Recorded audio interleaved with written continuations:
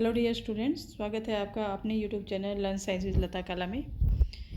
Dear students, हमारे पिछले video में हम पादप ऊतक के विषय में संपूर्ण जानकारी ले चुके हैं और आज का हमारा जो वीडियो है वो जंतु ऊतक पर आधारित है।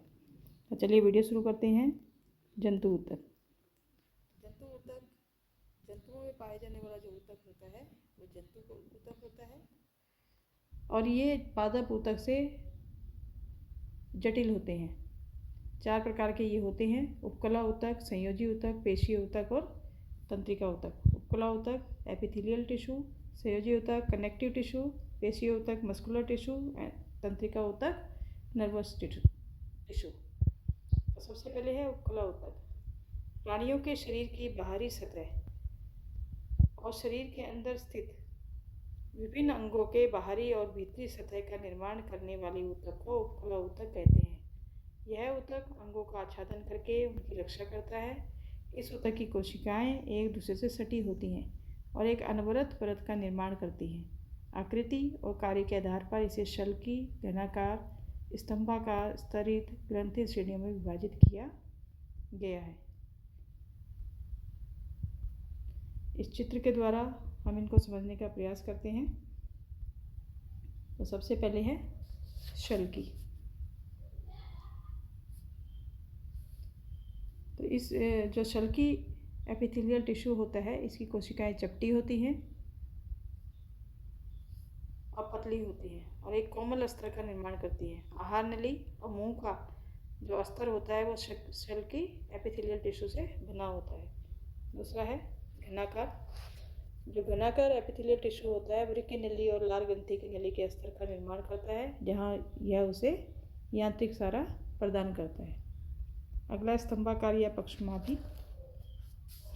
श्वास नली में स्तंभाकार एपिथेलियली जो टिश्यू होता है, इसमें पक्षमाभ अर्थात सीलिया पाए जाते हैं, जो कि बाल की तरह की स्ट्रक्चर होती है। ये गति कर सकते हैं और इनकी गति श्लेष्मा को आगे स्थानांतरित करके साफ करने में मदद करती है। और लास्ट है इसमें स्तरित एपिथेलियल टिश्यू। तो जो शल्की एपिथेलियल टिश्यू हमने पढ़ा, इस टिश्यू की अनेक परतें जब इकट्ठी हो जाए, ऐसा परतों का पैटर्न बन जाए, इसे स्तरित एपिथेलियल टिश्यू कहते हैं, जो कि हमारी त्वचा का निर्माण करता है। नेक्स्ट है संयोजी ऊतक। संयोजी ऊतक कनेक्टिव टिश्यू। तो ये ऊतक मानव शरीर में एक अंग से दूसरे अंग को जोड़ने का कार्य करता है। प्रत्येक अंग में पाया जाता है और ऊतकों का एक विस्तृत समूह है। संयोजी ऊतक की जो कोशिकाएं होती है आपस में कम जुड़ी होती हैं। ये कोशिकाएं अंतरकोशिकीय आधात्री में धसी होती हैं और आधात्री जैली की तरह तरल, सघन या कठोर हो सकती है। संयोजी ऊतक का विशिष्ट कार्य संयोजन करना, अंगों को आच्छादित करना और उन्हें सही स्थान पर रखना है। सबसे पहला संयोजी ऊतक है रक्त, जो कि प्लाज्मा और कोशिकाओं से मिलकर बना होता है। प्लाज्मा, जो रक्त का तरल भाग होता है, वो क्या होता है? प्लाज्मा होता है, जो कि जिसमें कि प्रोटीन, नमक और हार्मोन मौजूद होते हैं। और प्लाज्मा में ही 3 प्रकार की कोशिकाएं होती हैं: लाल रक्त कोशिकाएं आरबीसी, श्वेत रक्त कोशिकाएं डब्ल्यूबीसी और प्लेटलेट्स। लाल रक्त कोशिकाएं की जो रक्त में गैसों के आदान प्रदान का कार्य करती है। विभिन्न प्रकार के जो लाभदायक और हानिकारक जो भी पदार्थ हैं, उनका आदान प्रदान का कार्य है, एक स्थान पर दूसरे स्थान पर शरीर में पहुंचाने का कार्य है, वो इनके द्वारा किया जाता है। श्वेत रक्त कोशिकाएं शरीर में उपस्थित जो जर्म्स होते हैं उनसे लड़ने का कार्य श्वेत रक्त कोशिकाओं द्वारा किया जाता है। प्लेटलेट्स शरीर में कहीं चोट लगने पर रक्त का थक्का बनाने का कार्य प्लेटलेट्स के द्वारा किया जाता है। अर्थात रक्त का कार्य क्या होगा? गैसों, शरीर के पचे हुए भोजन, हार्मोन और उत्सर्जी पदार्थों को शरीर के एक भाग से दूसरे भाग में संवहन करने का कार्य रक्त करता है।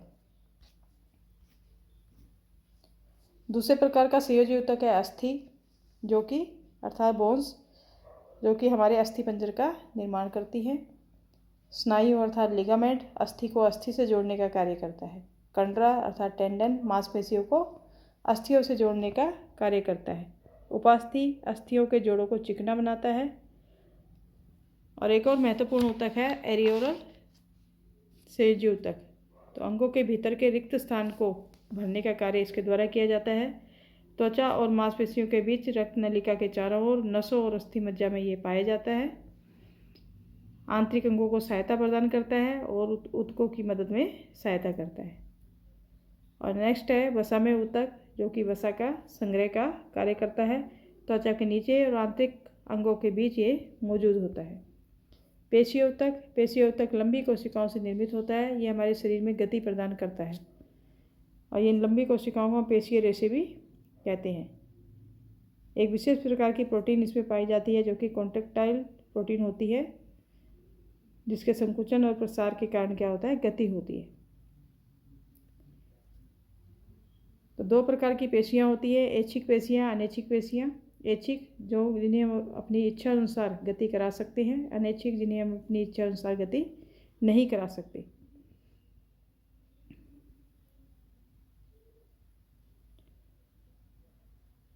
तो जो ऐच्छिक पेशियां होती हैं इनको कंकाल पेशी भी कहते हैं, क्योंकि अधिकतर ये हड्डियों से जुड़ी होती हैं।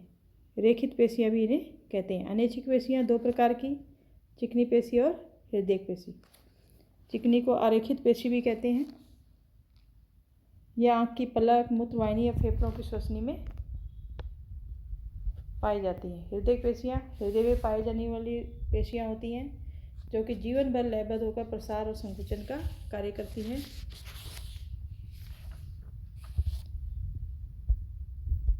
इस चित्र के द्वारा इनके स्ट्रक्चर को हम जानते हैं। रेखित पेशी ये हल्के और गहरे रंगों में एक के पश्चात एक रेखाओं या धारियों की तरह दिखाई देती है। बहुनाभिकीय अर्थात इसमें केंद्रक एक से अधिक होते हैं और ये है इसकी धारियाँ, एक के बाद एक धारियाँ इसमें दिखाई देती हैं। इसी कारण से रेखित पेशी भी कहते हैं। कोशिकाएं लंबी होती है, ये बेलनाकार होती हैं, शाखा रहित होती हैं और बहुनाभिकीय होती हैं। उसके बाद है अरेखित पेशी। इसकी कोशिकाएं तर्करूपी होती हैं। देखिए किस प्रकार की स्ट्रक्चर है इनकी, इस प्रकार की स्ट्रक्चर है। एक केंद्रकीय होती है, केंद्रक एक ही है।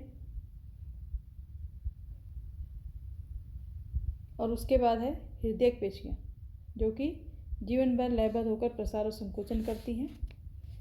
पेशी कोशिकाएं ये क्या होती हैं, बेलनाकार होती हैं, शाखाओं वाली होती हैं। देखिए इसकी शाखाएं हैं, आपस में जुड़ी हुई हैं, तथा एक केंद्रकीय होती हैं। केंद्रक इनमें केवल हर कोशिका में एक ही होता है। और इसमें अंतिम ऊतक है आपका तंत्रिका ऊतक, जिसे नर्वस टिश्यू भी कहते हैं। तो हम जानते हैं कि जो सभी कोशिकाएं होती है वो उत्तेजना के अनुकूल प्रतिक्रिया करती है, लेकिन जो तंत्रिका ऊतक की कोशिकाएं होती हैं वो बहुत शीघ्र उत्तेजित हो जाती हैं और इस उत्तेजना को बहुत ही शीघ्र पूरे शरीर में एक स्थान से दूसरे स्थान तक पहुंचाती हैं। मस्तिष्क, मेरुरज्जु, तंत्रिकाएं, ये सभी तंत्रिका ऊतकों की बनी होती है। तंत्रिका ऊतक की जो कोशिकाएं होती हैं इनको तंत्रिका कोशिका या न्यूरॉन कहा जाता है, जिसकी स्ट्रक्चर यहाँ पर दिखाई गई है। तंत्रिका ऊतक न्यूरॉन का बना होता है, जिसका कार्य संवेदना को प्राप्त करना और संचालित करना होता है। न्यूरॉन की स्ट्रक्चर यहाँ पे दिखाई गई है। पहला भाग है इसका कोशिकाएं और दूसरा है तंत्रिका कोशिकाएं में जो केंद्र का भाग है उसमें केंद्रक और यहाँ पे कोशिका द्रव्य पाया जाता है। और इसमें लंबे बाल जैसे प्रवध निकले होते हैं, जिन्हें हम क्या कहते हैं, डेंड्राइट कहते हैं। एक लंबा प्रवध यहाँ पर और होता है, जिसे हम तंत्रिकास या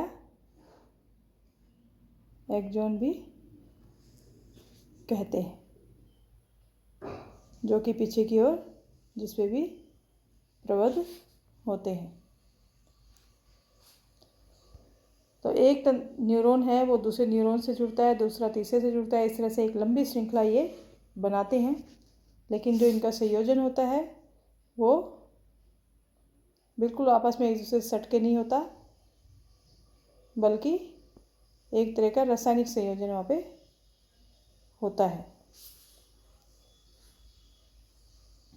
एक तंत्रिका कोशिका होती है वो 1 मीटर तक लंबी हो सकती है, और बहुत सारे जो तंत्रिका रेशे होते हैं संयोजी ऊतक के द्वारा एक साथ मिलकर एक तंत्रिका का निर्माण करते हैं। बहुत सारे न्यूरॉन मिलकर एक तंत्रिका का निर्माण करते हैं। तंत्रिका का जो स्पंदन होता है हमें इच्छा अनुसार अपनी पेशियों की गति करने में मदद करता है। तो ये मोस्ट इम्पोर्टेंट है न्यूरॉन वाला इस लेसन में, क्योंकि अधिकतर प्रत्येक वर्ष ये इससे संबंधित क्वेश्चन और इसका डायग्राम ये ज़रूर परीक्षा में पूछा जाता है। तो बच्चों ये थी आपके लिए सामान्य जानकारी जंतु ऊतक के बारे में, कितने प्रकार के होते हैं, किस प्रकार की स्ट्रक्चर होती है। वीडियो आपको कैसा लगा कमेंट्स बॉक्स में जाके कमेंट्स करके आप बता सकते हैं, तथा अधिक से अधिक चैनल को सब्सक्राइब कीजिएगा और वीडियो पसंद आने पर इसे लाइक शेयर ज़रूर कीजिएगा। आगे आने वाले वीडियो के लिए बने रहिए अपने यूट्यूब चैनल लर्न साइंस लता काला के साथ। Thank you.